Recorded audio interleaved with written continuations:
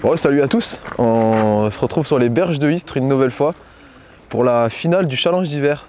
Donc on avait eu la chance de vivre la première manche ensemble.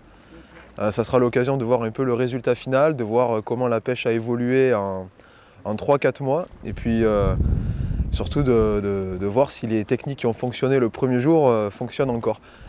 Ce qu'il faut savoir déjà avant de commencer la journée, c'est qu'on a eu un vrai hiver entre temps, avec des semaines à jusqu'à moins 8 degrés. C'est peu commun chez nous dans le sud. Mais ouais, un vrai hiver qui a vraiment cousu la bouche des poissons sur beaucoup de parcours. On a fait 5 manches de pêche, là c'est la 5e. On a fait 4 manches, c'est la 5e. Et les 3 manches du milieu ont été vraiment compliquées. Il y a même lors d'une manche tout un secteur qui a fait capot. Donc on est sur le secteur concerné et j'étais au milieu de ce secteur. Donc pour le moment, à l'intermédiaire, au classement intermédiaire, au général, je suis, il me semble, 4e. C'est assez serré. Il y a un seul pêcheur qui se démarque vraiment du lot, qui a bien pêché, qui a eu des bonnes places. Enfin, les poissons ne rentrent pas tout seul dans la bourriche. Et qui est, je pense, indétrônable. Sinon, il est toujours possible, en gagnant peut-être le général du jour, de monter sur le podium, de faire peut-être même 2e. En fonction de ce que font les 2e et 3e bien sûr. Donc là, comme je le disais, c'est devenu vraiment très dur. L'eau a énormément baissé. On avait de l'eau qui passait par-dessus la digue, il me semble, pour la première manche. Là, l'eau est en dessous de la digue. Pareil, c'est assez rare que le lac descende aussi bas. Quand le lac descend, ça veut dire qu'il y a moins d'arrivée d'eau douce. L'eau de mer de l'autre côté de l'étang de Berre peut rentrer un peu plus.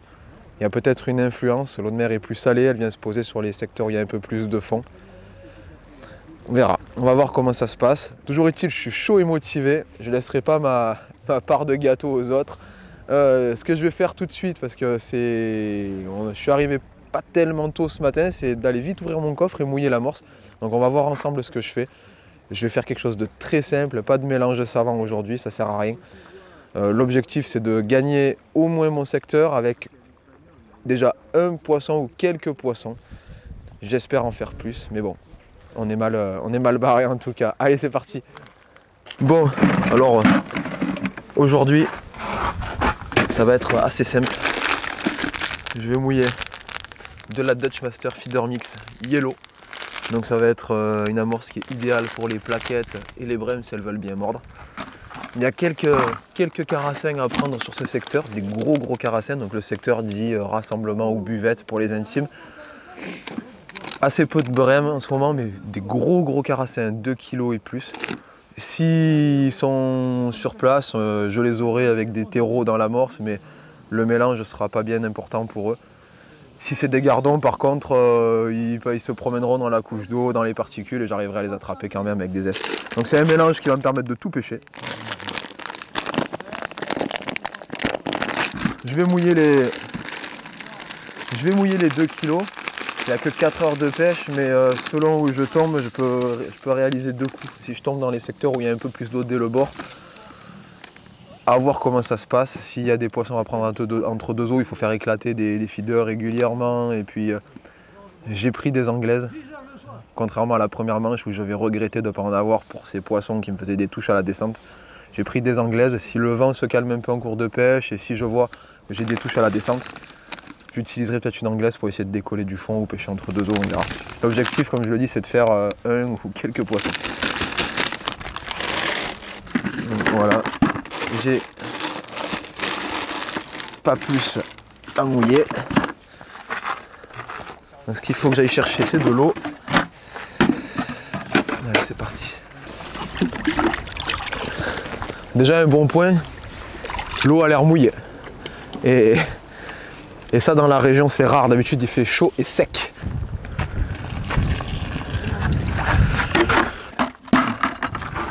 Bon, l'amorce est quasiment mouillée. Je la réhumidifierai un peu au dernier moment au bord de l'eau. On va de suite aller payer. On va aller régler le concours du jour. Donc, comme d'hab, c'est 15 €, il me semble, 5 € qui sont gardés pour la remise finale. Et 10 € pour le jour. Donc Un challenge, je le répète, c'est 5 manches et ils gardent les 3 meilleurs résultats. Ils font un classement général par rapport aux 3 meilleurs résultats. Donc il faut au moins avoir fait 3 concours pour pouvoir être classé sur le classement final.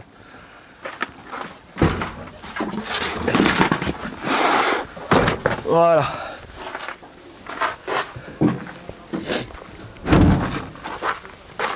Prendre la caillasse et on y va.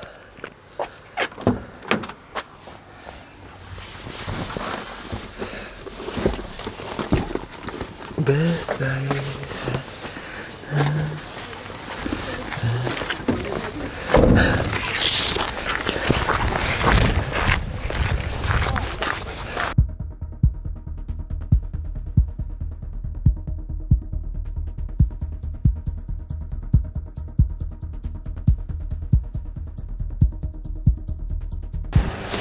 Bon, on va changer on change pas de secteur en fait par rapport à la première manche, c'est le même secteur, sauf que j'avais eu, il me semble, l'aile à gauche et cette fois-ci c'est, si je me trompe pas, l'aile à droite. Je vais au 104, c'est un numéro qui est facile d'installation. Si j'ai bonne mémoire, il y a une dalle en béton, donc ça va être vite, pas besoin de ponton, pas besoin de sortir des grands pieds et je vais être installé rapidement. C'est juste derrière la digue, je ne sais pas ce que ça va donner, on verra bien. De toute façon, qu'importe la place, il faut tout essayer. Allez, go!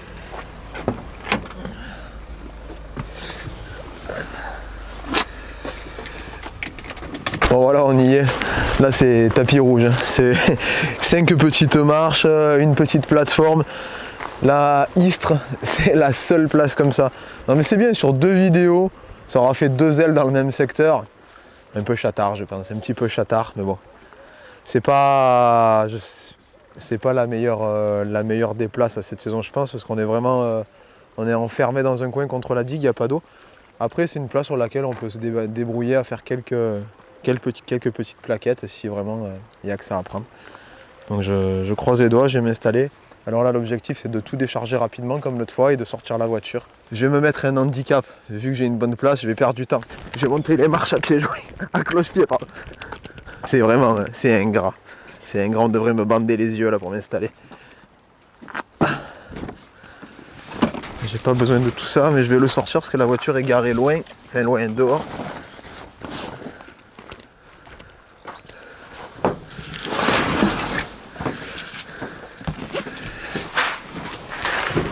Les appâts, on va les mettre en bas. Des sillons au cas où il faille modifier avec le courant et le vent. Pour les cannes, j'ai prévu 3 fourreaux. Au fur et à mesure des manches, on voit des choses. Là-bas, il fallait pêcher assez loin, donc avec des cannes un peu longues, 3,84 mètres. Sur les secteurs avec du fond, il faut pêcher à environ 20, 25, 30, ça dépend, assez proche du bord. Donc des cannes de 3,60. J'ai prévu cette fois-ci 2 cannes en 3,50 en tresse. Si vraiment il y a des petites plaquettes, des petits gardons pour faire des petites touches, j'aurai ce qu'il faut. Et j'ai prévu un fourreau avec des anglaises. Si je vois que j'ai des touches à la descente ou quoi, je mettrai un coulissant léger et j'essaierai de pêcher à passer.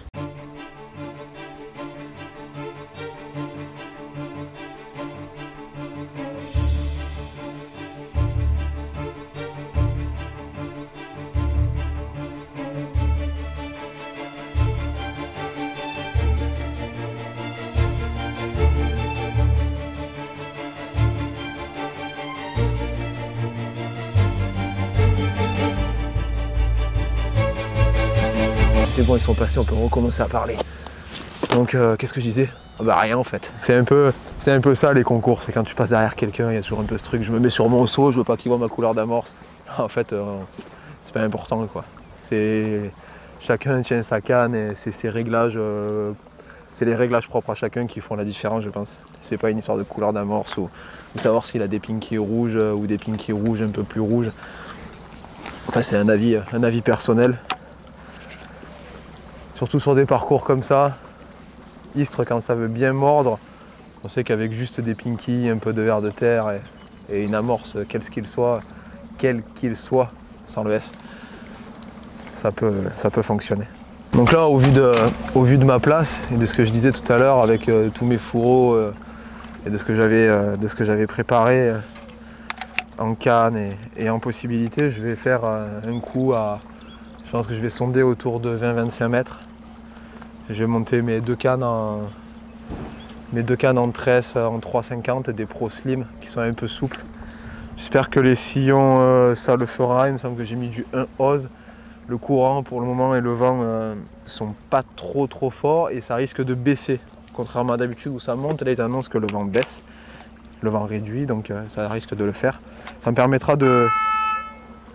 Forcément il y a les pompiers, on est juste devant les pompiers. Ça s'appelle le secteur pompier. Ça me permettra de déclencher quelques touches de petits poissons si nécessaire pour sortir un peu, sortir la tête de l'eau, quoi. Et après je vais, je pense, monter des 3,60. Je vais m'arrêter à 3,60 m, donc des Pro Class en 3,60 pour aller pêcher à 35, aux alentours des 35 mètres. Je vais voir le fond comment il évolue. Je me souviens pas, j'ai jamais pêché cette place il me semble, ou il y a longtemps.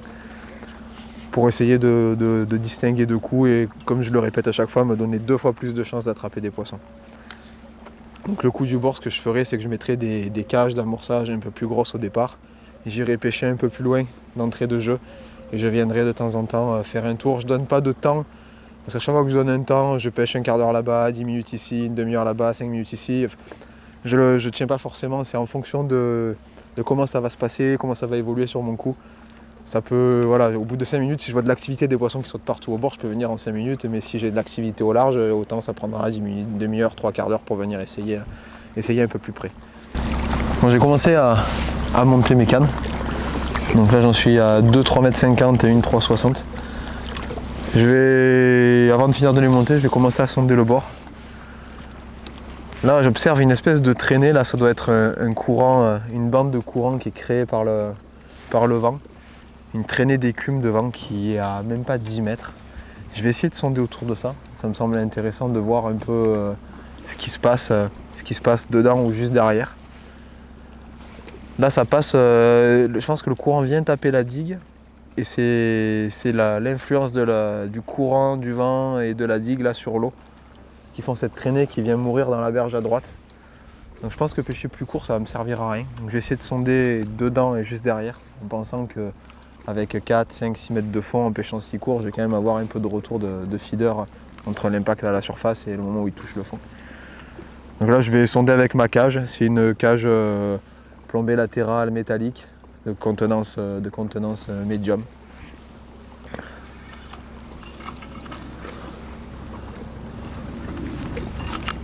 Un, 2, 3, 4, 5. Eh ben, tu veux qu'on en... Oh putain, hey mec!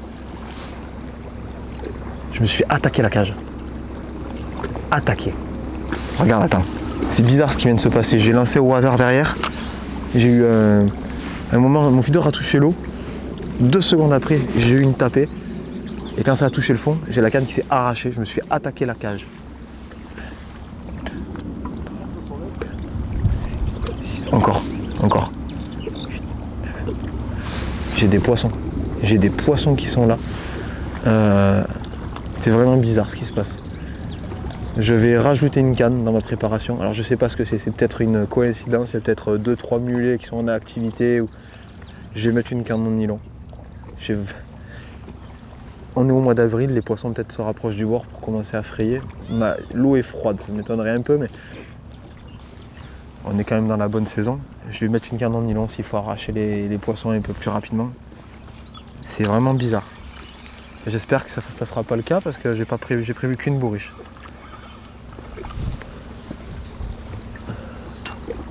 Je vais réessayer, on va regarder.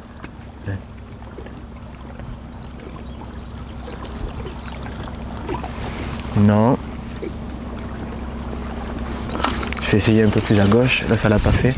C'était peut-être en fait juste un poisson qui a attaqué un mulet qui est venu sur le bruit.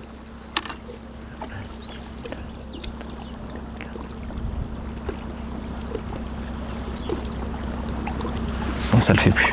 Il devait y avoir un mulet ou des poissons sur le coup, une bande de poissons à travers lesquels je suis passé, ou un poisson qui est venu taper par curiosité. 1, 2, 3, 4, 5, 6, 7, 8. J'ai 9 secondes de fond. 8, 9. J'essaye de sonder sur toute la largeur. Alors là, c'est un lancer à la Pinocchio. Là, c'est exactement ce qu'il ne faut pas faire.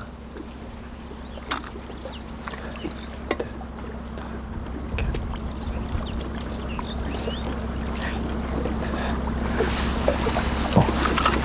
J'ai 9 secondes de fond ici, on va voir. Je vais rester là, j'ai senti des poissons, donc c'est qu'il y a des poissons qui vont évoluer dans la zone. C'est jamais très bon de toucher des poissons avant de pêcher, mais ça me met en confiance dans le sens où il y avait quand même des poissons qui étaient naturellement présents au bord là. Qu'importe le poisson, un mulet ça compte. Hein. Donc là j'ai mis une cage classique pour mon sondage. Là je suis face à une situation que j'ai jamais rencontrée. J'ai pris ma canne en 360 pour sonder plus loin et j'ai exactement le même phénomène. Premier lancer, je me suis fait taper à la descente par un poisson et j'ai essayé de relancer à droite, rien, à gauche, plus à gauche, pareil. Premier lancer, je me fais taper par un poisson. Je sais pas ce qui se passe. Je sais pas s'il y a une bande mulet entre deux os ou de plaquettes, de brèmes, de quoi que ce soit. Je suis un peu stupéfait. Je sais pas comment réagir face à ça. Je ne sais pas s'il faut que je conserve 2 coups, s'il faut que j'en fasse juste un poil plus loin pour aller un peu plus vite si jamais les poissons sont en nombre ici. Voilà, je vais rester comme ça. Je vais faire un coup au bord, là où j'ai senti les poissons, ils sont là. Ils étaient là. Et je vais faire par contre, certainement pas amorcer comme un goré. Si les poissons sont déjà ici, je vais peut-être pas mettre des parpaings, je vais mettre des cages d'amorçage, mais peut-être un peu plus, pas des énormes, mais des médiums. À la base, j'étais parti sur quelque chose un peu de cette taille-là, une boule comme on amorcerait à l'anglaise. Et je pense que je vais partir plus sur un tube, une cage un peu large. Là, je suis vraiment impressionné. Je suis curieux. Je vais pas lancer plus sur le fond. Si les poissons sont là, je vais pas les déranger. Le fond est propre. Les 2 lancers que j'ai fait, ça accroche pas. Je vais rester comme ça. Je vais régler mes distances. Et ce que je vais faire, c'est que je vais monter une cage d'amorçage pour amorcer en nylon sur un montage à plat. Et ça me servira si jamais il y a beaucoup de poissons à m'adapter à ce que je vois et aux conditions. C'est incroyable, incroyable. Alors c'est peut-être un feu de paille dans le sens où il y a des poissons maintenant et puis j'en touche pas un de la pêche, mais là, ce moment, il est juste incroyable. J'ai 3 lancers à 3 endroits différents et j'ai des poissons qui soit partent avec la cage, enfin ils sont accrochés dedans, soit tapent dans le fil. Est-ce que les brèmes se rapprochent pour frayer? Est-ce qu'il y a enfin un mouvement de poissons sur le lac après X temps à vide? Je sais pas. La traînée d'écume là s'éloigne. Je vais réessayer de voir si je pêche toujours dedans. Ah non, là c'est la canne qui n'est pas clippée là. Là c'est la canne qui n'est pas clippée. Je vais voir celle que j'ai réglée, voir si je suis toujours dedans. J'ai peur de pêcher court. Ah, je suis à la limite. Hein. Putain, j'ai touché un poisson. Ah, je reste là. J'ai touché un poisson, je reste là. Je l'ai touché juste avant de toucher le fond, ça a tapé. C'est juste incroyable. Alors je ne sais pas si les autres sur le secteur vont faire la même observation, si les poissons sont positionnés pareil. Mais moi, ce que je vis là, c'est juste un moment exceptionnel. Je vais aller monter une deuxième canne 360 en tresse. Là, j'ai un montage à plat, j'ai monté une potence coulissante. Sur mes petites slim en 350, j'ai un montage à plat classique avec des tout petits accessoires très légers et un montage potence fixe. J'avais prévu ça pour les plaquettes, pour un peu gratter quelques poissons. Et je vais monter ma canne d'amorçage qui va me servir certainement une 360 avec un sillon de 2 en nylon pour pouvoir amorcer. Je suis près du bord, ça n'a rien à voir une très grosse cage. Avoir amorcé et surtout pêcher, et s'il faut tirer sur des poissons, tirer dessus. Je sais plus quoi faire, quoi dire. Bon, je viens de clipper les distances sur toutes mes cannes. Donc je vais passer à la préparation des appâts. Il reste 45 minutes avant l'amorçage, donc on amorce 10 minutes avant le départ de la pêche proprement dite. Donc 10 minutes d'amorçage, C'est le temps durant lequel on a le droit d'envoyer de l'amorce, des cages, enfin tout le tralala. Et sans mettre de dèche à son hameçon, on n'a pas le droit de pêcher. On attaque vraiment à pêcher à 10h pile, c'est 9h06 et à 9h50, il y aura un premier bip, amorçage, un deuxième bip, pêche, 3h55 après un troisième bip, 5 dernières minutes, et à la fin, dernier bip, c'est la fin de la pêche. Donc tout poisson qui est piqué, qui n'est pas sorti avant le dernier gong ne comptera pas. Donc il me reste les appâts à préparer, des bas de ligne à mettre sur les cannes. Les appâts, ça va être simple, donc c'est des vers de terre. Donc ça c'est les restes d'une pêche d'hier que je vais faire passer en priorité parce qu'ils ont vu un peu le soleil. Donc des dendros. Donc j'en ai un demi, là j'en ai une petite poignée, là j'en ai un demi-litre. Donc ça, je vais les garder à portée de main. Donc ça c'est ce que je vais couper, introduire dans l'amorce. Et je pourrais même, s'il faut, pêcher avec. Donc ça on va le mettre là. J'ai, comme d'habitude, des pinkies. Donc je vais en passer une poignée. À chaque fois on a une boîte, mais d'ailleurs ce que je vais faire c'est que je vais en mettre. Je vais mettre ce qu'il me faut, environ un demi-litre. Il y en a largement assez. Avec un quart de pinky en hiver ou en début de saison, pour des pêches en général, on en a largement assez. Donc il faut penser quand on pêche à introduire des appâts dans l'amorce pour attirer le poisson, garder en appétit. Il y a beaucoup de pêcheurs qui mettent juste des éches à l'hameçon, de l'amorce pure. Non, il faut aussi mettre des appâts dans l'amorce. C'est un peu un garde-manger, c'est un peu comme si quand nous on ouvre notre frigo, s'il n'y a rien dedans, ben on reste pas, on va chez le voisin quoi. Là c'est pareil. Donc quelques pinkies, quelques gozer. Donc le gozer c'est un asticot qui est plus gros. Donc ça je les mets à l'hameçon, je les mets pas dans l'amorce. J'aime pas mettre des gozers dans l'amorce. J'en mets quasiment jamais, vraiment sur des conditions exceptionnelles, mais là c'est pas le cas. Donc ça, pareil. Je vais en mettre quelques-uns, je vais pas tout mettre. Je vais les laisser un peu à l'abri parce que c'est pas. Le gozer c'est plus fragile que le pinky. Le pinky va pas castériser de suite, se transformer en larve puis en mouche. Le gozer lui, s'il fait un coup de chaud, il tourne. Il devient raide comme la justice. Alors, du fouillis. Alors comme je le disais en première manche, c'est pas un truc qu'on a l'habitude d'utiliser ici, mais c'est bien d'en avoir. Donc là il est déjà décollé, c'est du fouillis de la semaine dernière que j'ai utilisé pour un concours, donc il y a une semaine. Donc il est décollé dans de la terre, c'est de la terre de Somme que j'ai tamisé, faite sécher. Donc là il s'est un peu réhumidifié pour le conserver, j'ai un peu mouillé le journal. Donc c'est des brèmes, c'est pas des gardons. Si les larves bougent pas comme des asticots, c'est pas bien gênant. L'essentiel c'est que ça reste au fond, que ça garde le poisson. Donc ça je le mets là.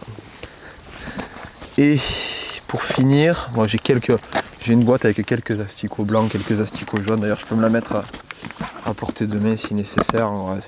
Ceux-là c'est des asticots qui ont entre 15 et 25 ans. C'est des. J'achète en début de saison un sachet d'asticots multicouleurs, comme je m'en sers jamais, ils restent dans une boîte, je les passe, je les repasse, ils prennent l'humidité, ils prennent la pluie, le soleil. Mais ils sont toujours en vie, c'est des asticots par contre, les asticots sont très solides. Donc quelques couleurs que je mets au cas où, je vais les mettre de côté et les mettre dessous là, voilà. Et des vaseux, alors les vaseux pareil, c'est vraiment si ça va pas du tout. Je les ai fait passer hier soir. C'est des petits vaseux qui me restent du concours de la semaine dernière, pareil. Il doit en rester à tout casser 35, 40 et encore. Je vais bien en prendre soin. Si jamais il faut pêcher avec, je mettrai des mains propres dedans. Voilà, je les mets un peu à l'abri du soleil. Et on est ok. On est ok. Du maïs, j'ai pas envie d'en mettre. J'ai pas envie d'en mettre aujourd'hui. J'ai peur, s'il n'y a pas énormément de poissons, de leur faire mettre le nez dans l'amorce et de leur faire manger justement ces grains de maïs et qu'ils se désintéressent de mes éches. J'ai eu ce ressenti à 2-3 moments là, c'est début de saison. Où les poissons, j'avais des passages dans la ligne, les poissons mangeaient l'amorce mais pas les éches. Donc je vais pas en mettre aujourd'hui. On va attendre que ça s'énerve un peu au fond de l'eau pour commencer à en remettre. Je suis quasiment prêt, il me reste les bas de ligne. S'il y a quelque chose que j'ai oublié, qui est là-bas, qui est en train de décongeler, c'est des gozers morts. Alors le gozer mort, c'est pas compliqué, je fais des petits récipients comme ça. Je mets la moitié d'un huitième de gozer, quasiment rien. Je les recouvre, je remplis la boîte à moitié d'eau, sans additifs, sans rien de nature. Et je les mets au congélateur. Je les congèle dans de l'eau comme ça. Et après je les laisse décongeler tranquillement. Et ça me fait un appât mort, un peu plus long, qui a bien gardé sa couleur. Quand on le congèle dans de l'eau, il ne devient pas blanc. Qui a gardé sa couleur et surtout qui est plus léger, qui descend plus doucement dans la couche d'eau. Voilà. Et surtout qui est inerte, qui ne bouge pas sur le fond. Et parfois les poissons préfèrent ça. Donc ça je vais les laisser au soleil, je ne suis pas inquiet.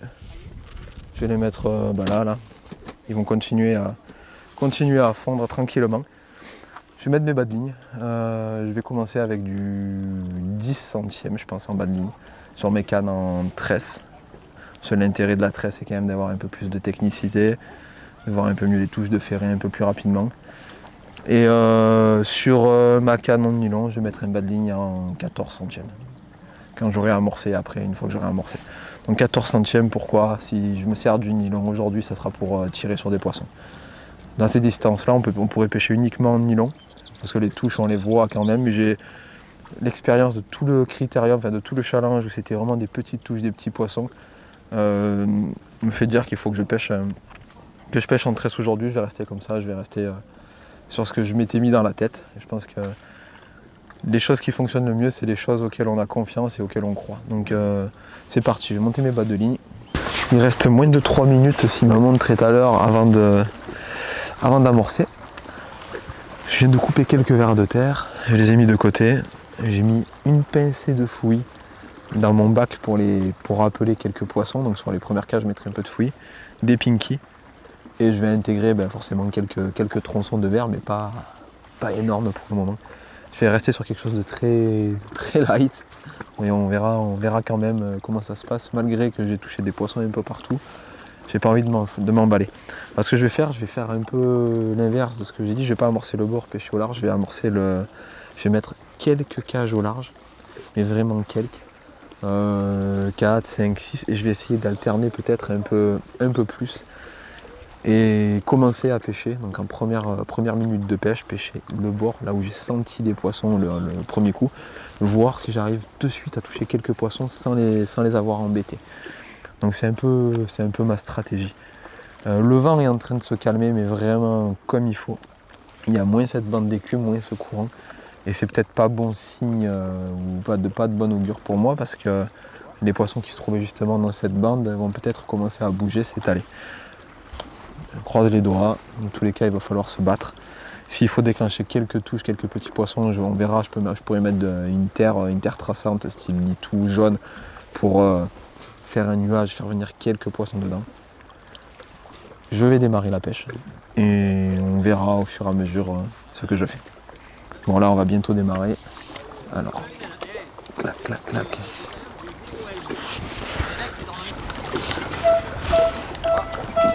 Ah, c'est parti. On entend le premier coup de trompe. Donc, allez, j'allais mettre quelques cages là-bas.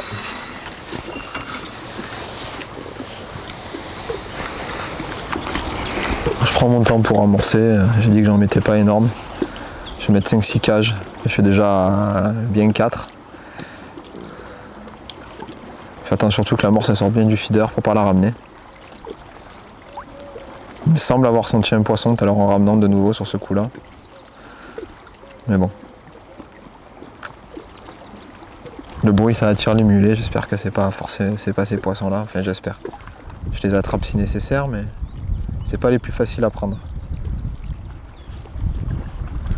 Là on est à presque 5 minutes d'amorçage. Voilà, là c'est nickel, je ramène, j'ai aucune résistance, tout s'est bien vidé. Donc sur des manœuvres d'amorçage où on met des cages rapidement, il ne faut pas serrer l'amorce comme un fou dans le feeder. L'objectif quand même c'est qu'elle sorte précisément. Il faut trouver le juste milieu pour qu'elle descende dans la couche d'eau. Il y a quand même 9 secondes de fond avec 30 grammes. Trouver le juste milieu entre le moment où ça se pose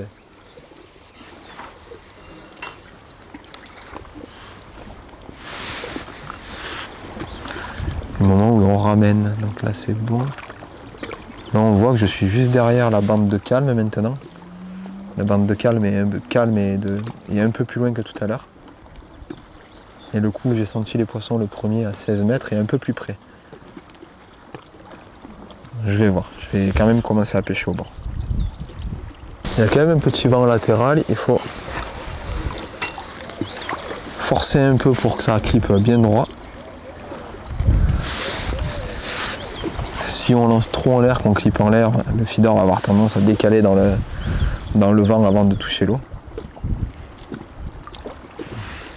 Là c'est 9h56, ils annoncent qu'à 11h le vent se calme complètement. On va dire que si les poissons sont là, dans cette zone-là, uniquement quand il y a du vent, je vais avoir 1 heure pour vraiment pêcher. Ah, ça y est. Ça y est, c'est parti, j'ai eu le temps de mettre mon petit pétard. Hop. Commencer avec 2-3 pinky à l'hameçon.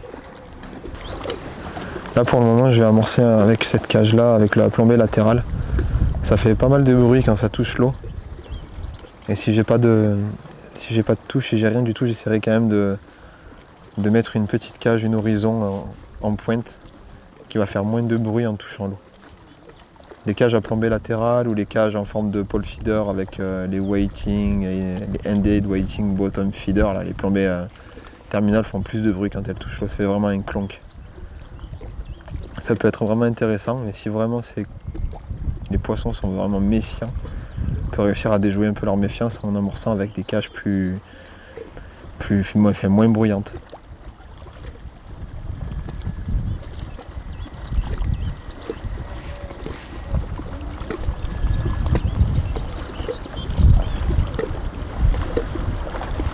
Là pour le moment voilà, on n'est pas sur l'image de ce que j'ai vu à l'amorçage.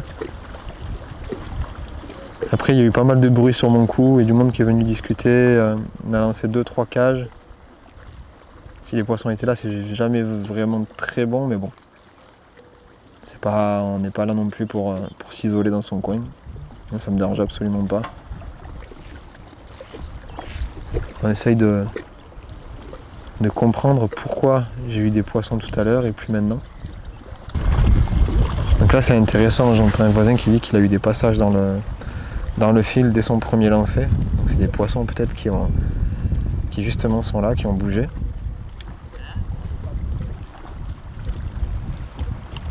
Voilà, j'avais dit que j'avais des anglaises de disponibles. Je pense qu'il va pas falloir attendre de trop si jamais c'est des poissons qui mordent uniquement dans la chute du bas de ligne. Il va falloir peut-être s'intéresser à faire de suite à monter rapidement une canne anglaise, essayer de les pêcher où ils sont. Essayer de faire des petits aguichages, de faire glisser doucement.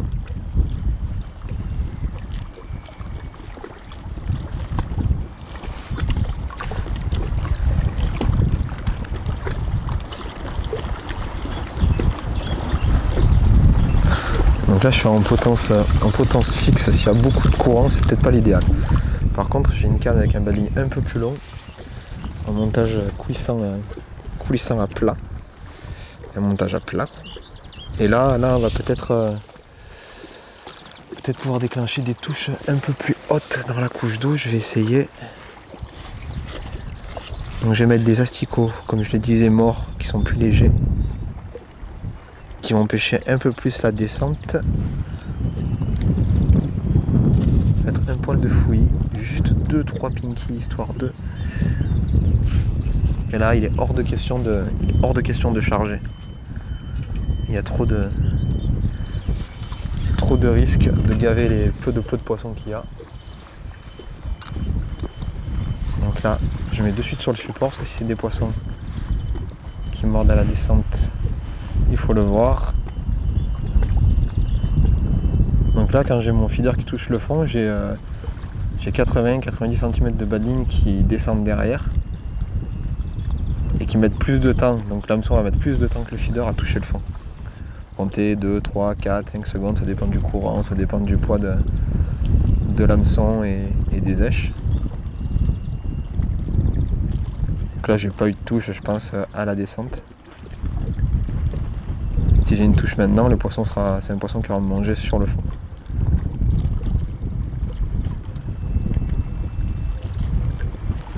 Ah, le vent est reparti. Ah, j'ai eu un passage là. Là j'ai eu un petit passage.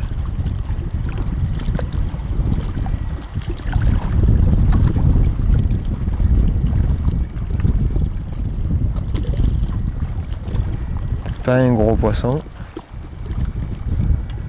Mais il y a quelque chose qui a tapé soit dans le fil, soit au bas de ligne, je sais pas. J'ai eu un semblant de quelque chose.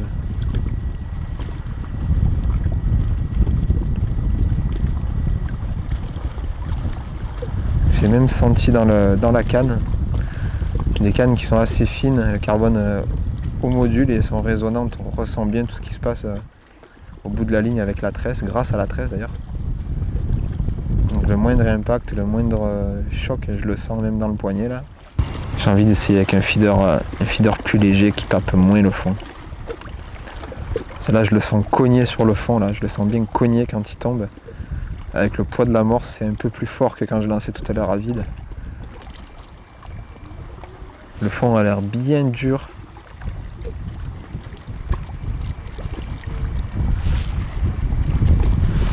Je vais poser la canne, choisir un feeder. Normalement si j'ai une touche, c'est maintenant, quand je me tourne. Prendre un petit feeder. 30 c'est trop. 40 c'est trop. Voilà. On va être sur du 20, moi c'est 30. Voilà, 20 grammes. 20 grammes en pointe, moins de bruit, plus de souplesse, ça risque donc 10 grammes de moins, déjà ça va faire un peu moins un impact un peu moindre sur le fond. Je vais quand même faire comme si je ferrais. Ça arrive sur des fois quand c'est compliqué que les poissons mangent sur place. Donc là clairement il me manque un asticot à l'hameçon. Je vais essayer d'en mettre un avec un qui le fait. On va essayer de voir si ça mange mieux avec un mort, un vivant. J'ai dit que je changeais le feeder.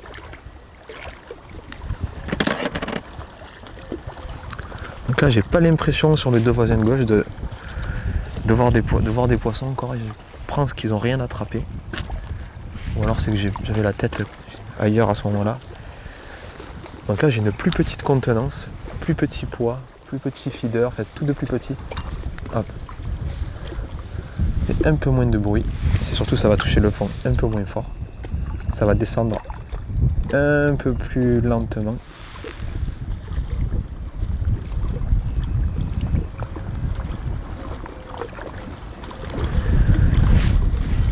Je vais voir. Je vais faire encore. Ah punaise, là j'ai eu une touche. J'ai eu une touche là.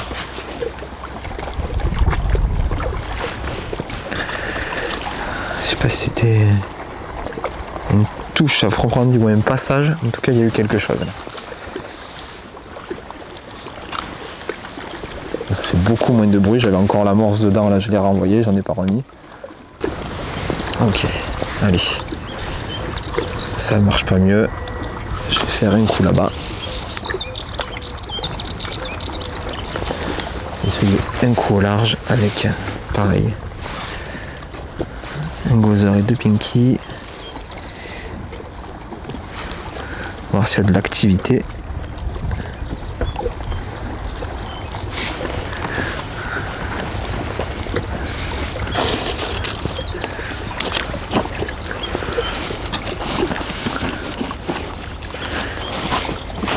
Là-bas, je vais y aller moins souvent au départ, donc je vais mettre un peu plus d'èche dans chaque cage.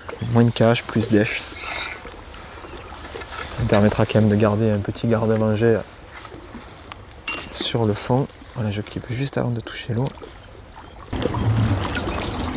Voilà.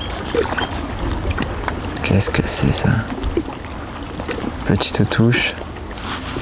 Poisson.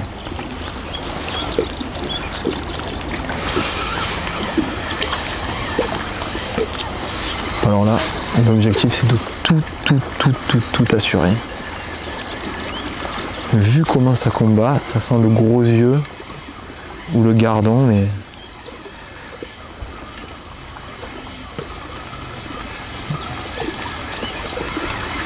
donc là je vais pas me contenter d'une cage, je vais y aller.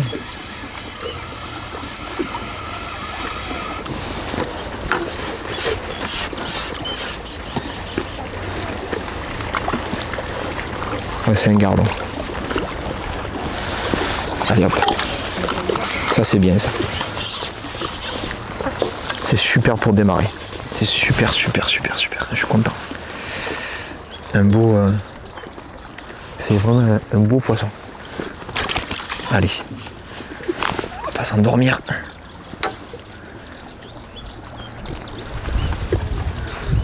Top, content. Vraiment content de décapoter. Trop de mauvaises expériences là sur les dernières manches. Et je sais qu'avec un gardon de ce poids là, il y a à 2 moments j'aurais pu gagner mon secteur. Donc là c'est vraiment une stratégie, comme je le disais, où je complète les 2 coups pour multiplier les chances. Et là on a vraiment l'exemple concret que si j'avais pas fait ce 2e coup, ça aurait pu être peut-être un peu plus compliqué. Attention quand même à pas perdre l'objectif d'amorcer au bord, de continuer à rappeler, parce que si les poissons rentrent en activité sur les 2 coups, je perdrai moins de temps à lancer à 16 mètres qu'à lancer là-bas à 28 mètres. Là, le fait d'avoir un bas de ligne plus long, donc comme je le disais, il y a plus de temps de chute du bas de ligne, plus de chances, on exploite plus de couches d'eau. Mais aussi si le poisson se nourrit un peu sur place et a un peu de mal, il va être moins rapidement en contact avec le montage, la tension de la ligne, et peut-être qu'on va le piquer un peu plus profondément dans la bouche pour pas le décrocher. Donc là j'ai pas eu de touche avec ce nouveau montage. Je vais essayer de commencer à aguicher. Donc là c'est tout l'intérêt d'avoir mis ma barre support, ma support canne là, lisse et longue, c'est de pouvoir tirer la canne sans forcément la lever de tout le temps et de rester tout le temps vraiment en contact avec la ligne. Là j'ai un coup de tension sur la tresse.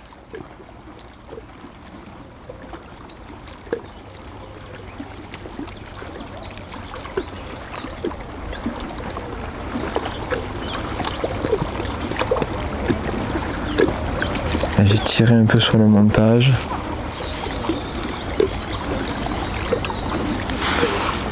C'est pas ça encore. Ça fait je me remets en début de barre, comme ça je me laisse toute la barre pour aguicher.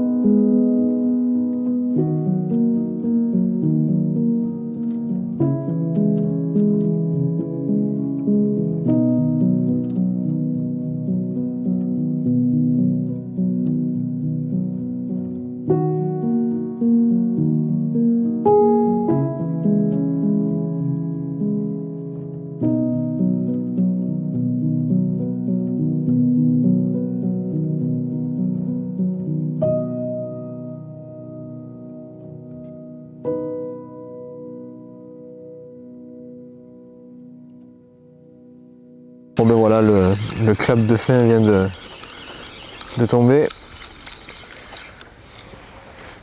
Ça a été horrible. Horrible. Les poissons étaient là quand il y avait du vent. Il y a Benjamin au milieu du secteur qui a réussi à faire une jolie pêche, une jolie remontée avec quelques petites plaquettes, une un peu plus jolie. Mais malheureusement, malgré cette belle pêche, il n'arrivera pas à prendre le secteur sur l'autre aile. Là où l'aile d'ailleurs que j'avais lors de la première vidéo, il me semble, si les numéros n'ont pas changé. Il y a un pêcheur qui a réussi à la canne à faire rentrer des mulets. Il en touche un de quasiment 2,5 kg apparemment, un deuxième et une grosse brème. Donc il va certainement prendre le secteur avec ça. Et à ma gauche, pareil, Christian qui est juste à côté a fait un mulet de quasiment 2 kg, 2,5 kg aussi. Les deux pêcheurs juste avec un poisson, je pense qu'ils ont quasiment la pêche des meilleurs autres pêcheurs entre guillemets, quoi. Benjamin va se faire dépasser à cause des mulets, des gros poissons. Ça n'a pas été régulier du tout. Moi j'ai pas de regrets, je pense avoir tout essayé. J'ai même monté une anglaise pour venir sur mon coup essayer avec un asticot en pêchant plus propre de déclencher une touche. J'ai pas réussi à en déclencher une. J'ai pêché trois coups proches à 28 mètres. J'ai rallongé après beaucoup plus loin. J'ai insisté, j'ai pas vu de touche. Ça a été très compliqué. Je finis avec mes 2 poissons de départ, 2 gardons et je refais 2 perches soleil derrière. Et les perches soleil, généralement quand on les a sur son cou, c'est pas très bon signe. C'était une bonne aile la première heure, une très bonne aile. Parce qu'avec le vent qui tirait vers la droite, ça pouvait me faire une entrée de poissons. Il y avait des poissons sur le coup, on l'a vu au départ, quand j'ai lancé la ligne au sondage, je touchais des poissons. Alors après coup, par rapport à ce qui s'est fait, je pense, je ne savais pas trop si c'était des mulets, des brèmes, des plaquettes. Je pense que c'était des bancs de mulets qui étaient là, que je touchais à différentes distances. Et quand le vent s'est arrêté, ils ont dû se déplacer sur le bout du secteur, parce qu'apparemment là-bas, ils sautaient carrément de partout, c'était une pisciculture. Bon, c'est un concours, on peut pas réussir à gagner, avoir de la chance à chaque fois, entre guillemets. Je vais pas, c'est joker, un nouveau joker. Sur 4 manches, je vais avoir 2 gains de secteur, 2 places de 4e. Une place de 2e de secteur où je refais 4e au général et malheureusement aujourd'hui ça comptera pour rien du tout. Donc on va voir, je vais voir comment ça va évoluer, mais je pourrais pas espérer faire mieux que 4e. On verra tout à l'heure au final ce que ça dit. Je sais que le pêcheur Mathieu qui était en tête du général gagne encore l'autre secteur à droite avec très peu de poissons. Benjamin qui était 2e ou 3e avec 9 points ne va pas améliorer. Il faudra voir avec Johan qui avait 9 points aussi ce qu'il fait, voir si mais il n'ira pas chercher le premier, je pense pas. Donc le podium va être maintenu et il faudra voir moi s'il n'y a pas quelqu'un d'autre qui a amélioré son résultat et qui m'est passé devant. C'était une pêche intéressante quand même. Au début, j'ai pu essayer pas mal de réglages pour essayer de trouver des poissons, mais quand j'ai commencé à avoir des touches et puis à espérer prendre ces poissons qui mordaient mal, là, c'est là que le vent a tourné et ça s'est arrêté complet. J'ai eu un moment où je me suis fait casser par un poisson, ça devait être un mulet du coup. Toutes les fausses touches que j'avais eues dans cette série-là, dans ce temps-là, avant les passages, c'était très certainement des mulets. Les mulets passent, ils sont fous, ils fouillent l'amorce. J'ai pas vraiment de regrets, j'ai pas pu faire mieux, j'ai pas du tout de plaquettes, j'en ai pas touché une, pas décroché une. Je pouvais pas espérer faire beaucoup mieux malheureusement. Mais bon, c'est le jeu. La prochaine fois, j'espère que les poissons se seront réveillés. Là on est tout début avril. J'espère que d'ici fin avril, début mai, on aura commencé à avoir des brèmes qui bougent sur les secteurs. On est en période de frais, comme je le disais, ça va pas améliorer énormément la pêche là instantanément. Il ne reste plus qu'à croiser les doigts pour que notre cher Istres se réveille comme dans ces grands jours. Bon allez, j'ai tout ça à remballer, j'en ai de partout. J'en ai pour un petit moment, je remballe et puis après on va aller voir un peu ce que ça a dit au classement général.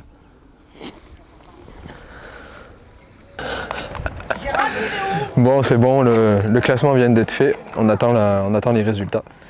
En fait, j'ai annoncé sur 3 manches parce que le classement intermédiaire était sur 3 meilleures manches, mais non, c'est sur 4. Donc ça risque de tout changer parce que la 4e manche pour moi c'est un joker. Hein. Donc on attend les résultats et on va voir comment ça s'est passé. Mais bon, je reste optimiste, tout le monde a pris une branlée aujourd'hui, tous ceux qui sont en haut du classement, donc ça peut rester régulier. Alors on va attendre. Bon ben voilà, on arrive au terme de ce challenge d'hiver. Donc challenge d'hiver, ça paraît un peu bizarre quand on voit le temps qu'il fait maintenant derrière moi. Il fait 22 degrés, on est au mois d'avril. Il y a une manche entre-temps qui avait été annulée sur le mois de janvier, qui avait été repoussée donc, à cette période-là. Ça a été dans l'ensemble une pêche qui a été très compliquée, avec des résultats pour moi qui ont été mitigés. Je gagne 2 fois mon secteur, pas les meilleurs secteurs, donc j'avais marqué 4 points et 4 points. Je perds quelques points donc à ce moment-là. J'aurais pu être dans des secteurs un peu plus poissonneux et en gagnant mon secteur faire 1, 2 ou 3 points de marque au général. J'ai une 3e manche où je réalise où je suis second de mon secteur et 4e aussi au général, donc 12 points en 3 manches et après j'ai que des jokers. Aujourd'hui, malgré tout, malgré ma pêche un peu compliquée, j'ai 12 points au général, donc avec 24 points, je suis sur la 4e marche enfin 4e marche, à la 4e place dans le classement général et j'arrive pas à accrocher le podium. Il n'y a eu aucun mouvement. Le premier, il reste le meilleur, on peut pas le contester, c'était Mathieu Glaise. Il réalise un super challenge, il gagne à chaque fois son secteur si je ne me trompe pas. Il a un très bon résultat. Après c'est Johan Contino, un jeune de chez nous, et puis Benjamin Billot qui complète le podium. Donc on y a cru par rapport à l'année dernière où on arrivait à réaliser de belles pêches en hiver. Cette année, les pêcheurs locaux ont décidé d'organiser un challenge d'hiver en espérant toucher des brèmes comme on les touchait d'habitude. Ça n'a pas été le cas. On a eu un vrai hiver dans le sud. C'est la pêche, les concours, c'est comme ça. On ne peut pas réussir à chaque fois. Quoi qu'il en soit, plus on réalise de manches, plus on réalise de concours pour un seul résultat, plus on régularise l'ensemble des résultats justement. C'est un peu comme un championnat, plus il y a de manches, plus c'est régulier. Donc les meilleurs sont devant, il n'y a pas de doute. Quant à moi, j'ai pas de regrets. J'ai un de mes jokers, une de mes manches où dans mon secteur on est tous capots. On pouvait absolument pas. On pouvait absolument pas lutter.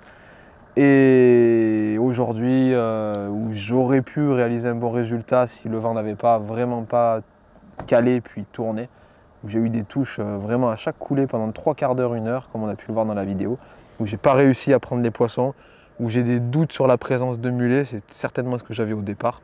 Il s'en est fait sur ce secteur buvette, rassemblement, il s'en est touché. Sorti, je sais pas, mais touché en tout cas. Il s'en est fait dans mon secteur 3, il s'en est cassé plusieurs. Le poisson que je casse, moi je pense que c'était un mulet aussi. Et dans les grands fonds, le secteur le plus éloigné, il s'est réalisé une belle pêche de 6 kg de poisson assez proche du bord, à une 15aine de mètres maximum, donc au ras des rochers qui tombent dans l'eau. Maintenant on tourne la page, on passe à autre chose. Pour moi, le prochain concours c'est déjà dans 7 jours, donc lac de barrage, une épreuve sur 2 jours. J'espère en tout cas que cette 2e vidéo pour voir un peu la finale de ce challenge, sur lequel on avait réalisé une première vidéo, j'espère que ça vous aura donné envie d'essayer ou plus même de continuer les concours, de vous remotiver. En tout cas moi ça me fait plaisir de partager ça avec vous et puis on se dit à très bientôt pour une prochaine vidéo. Au revoir.